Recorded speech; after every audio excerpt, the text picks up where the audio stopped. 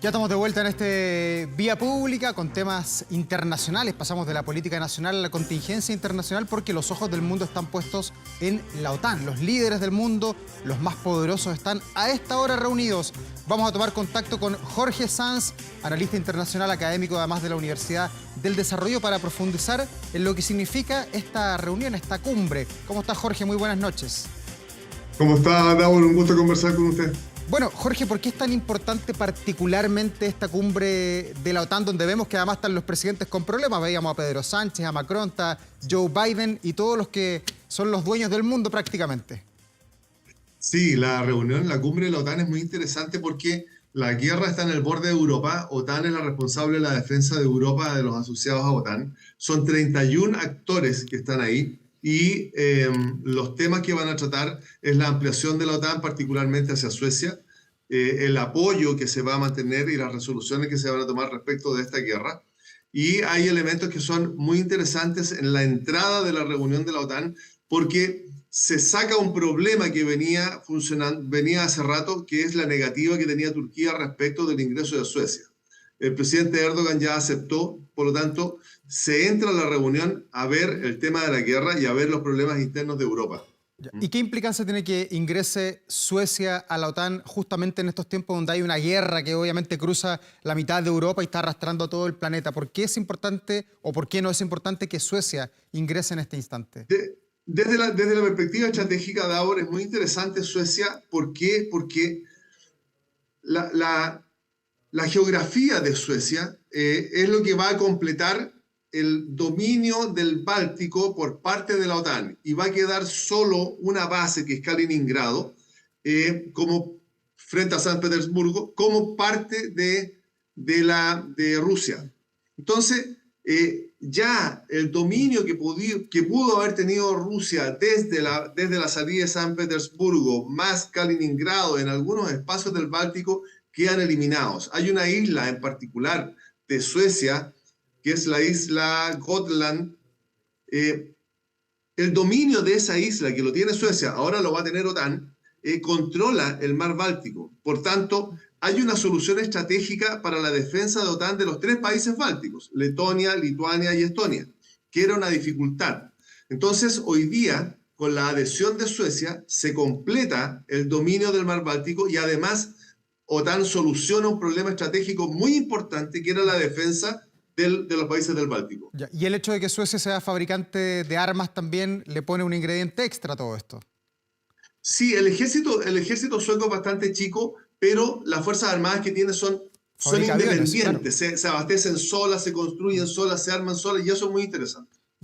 ¿Y por qué Turquía tenía alguna resistencia de que Suecia ingrese? Porque entiendo, según lo que he leído de otros analistas, es que Turquía dijo ya luz verde para Suecia, pero que me ayude a entrar a la comunidad europea en el futuro. Sí, eso fue una posición del presidente Erdogan que se empieza a bajar cuando gana las elecciones. Tenía que ver con su posición interna. Pero Suecia lo que hace es que respaldó durante mucho tiempo la causa de los movimientos kurdos. Que los movimientos kurdos dentro de Turquía son movimientos terroristas. Por lo tanto, lo que hacía Suecia era, comillas, apoyar a un movimiento terrorista. Por tanto, Turquía no podía aceptar a quien está apoyando un movimiento terrorista dentro de su misma organización.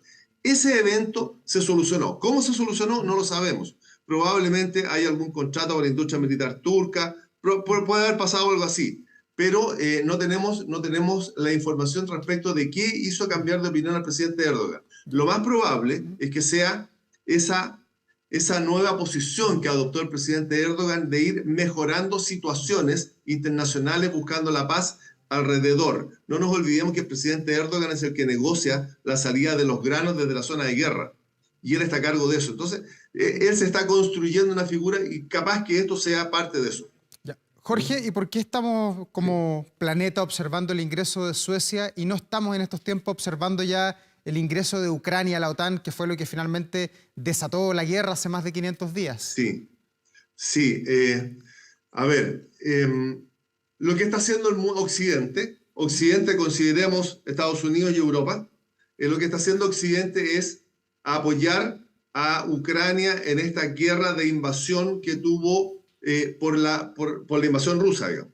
Entonces lo que está haciendo es tratar de recuperar la soberanía ucraniana. Ahora, no es OTAN la que está prestándole el apoyo, sino que son países independientes. De hecho, las últimas declaraciones de Francia y Alemania van en ese sentido, que ellos van a seguir apoyando la guerra, pase lo que pase en la reunión de OTAN. Igual lo mismo que Estados Unidos con sus bombas racimo, que es un tema muy interesante.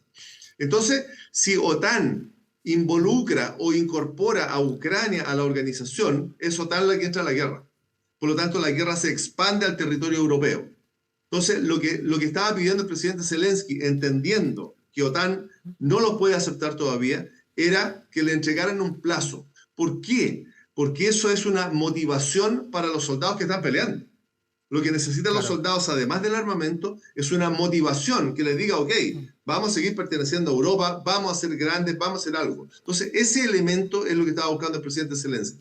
Pero, Jorge, yo escuchaba las declaraciones del presidente Zelensky en la tarde, dice, bueno, es un absurdo que no entremos ahora a la OTAN. De alguna manera él pierde su respaldo, sus espaldas políticas. Recordemos que el presidente Zelensky se ha paseado prácticamente por el mundo con los países grandes, estrechando las manos con el presidente de Estados Unidos, el presidente de Francia, fue recibido en la Casa Blanca, en el Palacio del Eliseo, y hoy sus, en teoría, amigos, de alguna manera le dan vuelta la espalda a la hora de los que hubo, a la hora que había que firmar el ingreso. Sí, claro, tiene toda la razón. Lo que está planteando el presidente Zelensky es, denme un plazo. Él sabe que no puede entrar a la OTAN hoy día, lo tiene claro. Denme un plazo para entrar. Ese plazo no se lo han dado todavía. ¿Por qué está pidiendo un plazo? Porque él entiende que a la no reacción de OTAN le puede pasar lo mismo que pasó con Georgia y con las tomas y los levantamientos que generó Rusia en Osetia y en Abjasia. Está pensando en eso, está pensando en el 2014, en que el mundo no reaccionó cuando Rusia ocupó el Donbass, no reaccionó cuando ocupó Crimea. Entonces, si lo dejan solo ahora, comillas, si lo dejan solo, él está pensando en que puede pasar lo mismo y Putin se va a agrandar. Ahora, yo pienso que el presidente Putin no se puede agrandar más de lo que está porque tiene demasiados problemas al interior. O sea, lo que hizo Prigozhin es una demostración brutal de la falta de seguridad que hay dentro de Rusia o de la falta de liderazgo que está teniendo el presidente Vladimir Putin. Tiene muchos elementos. Entonces, tengo la sensación de que el presidente Zelensky sabe que no puede ingresar a la OTAN hoy día, más allá de los discursos donde presiona a OTAN por el apoyo. Por el apoyo en armas, por el apoyo de aviones, por el apoyo de más sistemas de armas. Entonces hay elementos con que él está jugando y presiona porque sabe que OTAN, sabe que Europa le tiene temor a la guerra y la guerra está en su frontera ya. Pero con este gesto no podemos interpretar que la guerra quizás, y ojalá por el bien y por la paz del mundo, está próxima a terminar, o podríamos decir que se está recargando la guerra con esto, porque escuchaba al expresidente Medvedev de Rusia esta tarde, que está a cargo de la seguridad, y decía, bueno, al contrario, estamos a puertas de una tercera guerra mundial, esto está recién comenzando, pero en los gestos geopolíticos uno ve otra cosa, uno ve que se le está quitando el respaldo de alguna manera al presidente Zelensky. El presidente Medvedev desde el inicio de la guerra que está amenazando con el material nuclear. Desde que partió. Desde la primera reunión en Chernobyl, él estaba amenazando con el material nuclear. Por lo tanto, que lo haga ahora es parte de su discurso. El presidente Zelensky sabe que está OTAN detrás. El presidente de Polonia, que es el que está en el borde de la guerra, es hoy día el centro de las resoluciones que pueda tomar OTAN.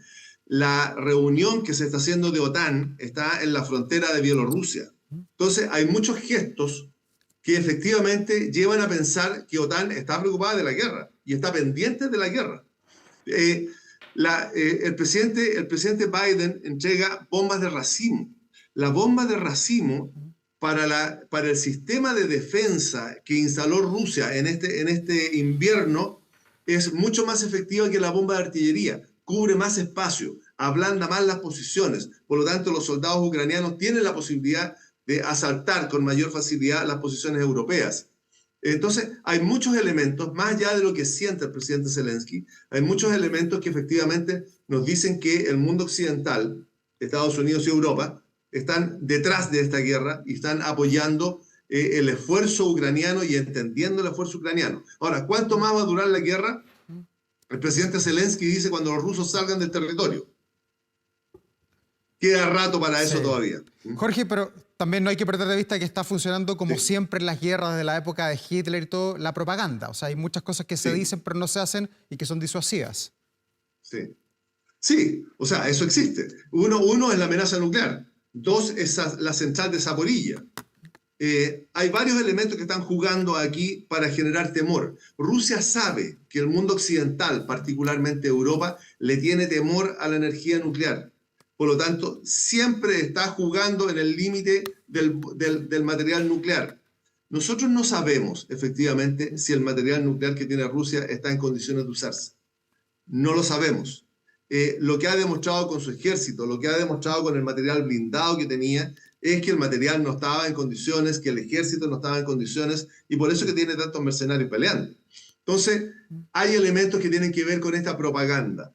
Ahora, el material que está entrando desde el mundo occidental a Ucrania también tiene sus dificultades. Los tanques hay que preparar las tripulaciones, los aviones tienen algunas limitaciones, la contraofensiva blindada que está llevando adelante Ucrania es una locura lanzarla sin la protección de los aviones. Entonces, hay elementos que están jugando. No, la propaganda de repente nos dice por parte de Rusia tenemos 9.000 muertos y por parte de Ucrania nos dice hay 27.000 rusos muertos.